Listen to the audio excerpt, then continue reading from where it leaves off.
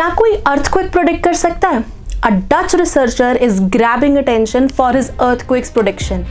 Let's know why. Dutch researcher Frank Hugerbeets predicted that an earthquake of Frank Hoogerbeets तुर्की में आए विनाशकारी भूकंप के बाद भी चर्चा में है।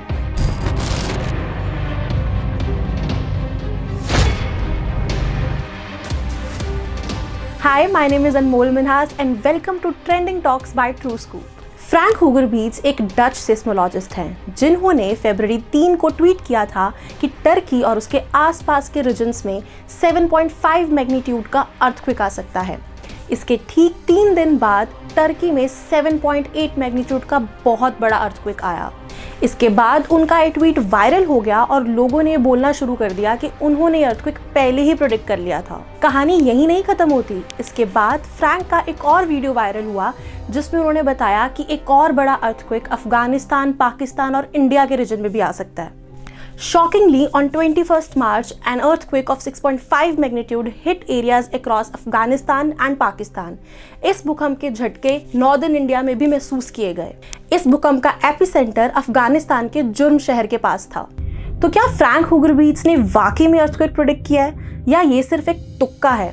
फ्रैंक हुगरबीट्स एक सेस्मोलॉजिस्ट हैं और वो सोलर सिस्टम ज्योमेट्री सर्वे नीदरलैंड्स में काम करते हैं। उनका कहना है कि पुराने आए अर्थक्वेक पर उन्होंने काफ़ी रिसर्च की है और अब वो अर्थक्वेक को फोरकास्ट करने के लिए प्लैनेट्स की पोजीशन को एनालाइज करते हैं। उन्होंने कहा कि वो कुछ पैटर्न्स को फाइंड करते हैं जिससे कि आने वाले अर्थक्वेक्स का पता लग सके।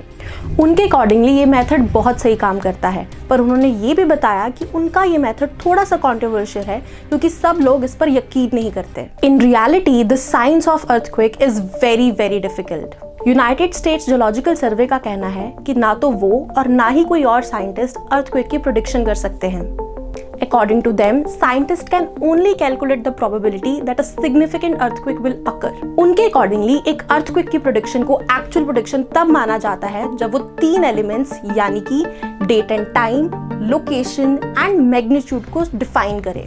According to them, there are some people who say that they can predict earthquake, but their statements are false because first, their predictions are not based on scientific evidence.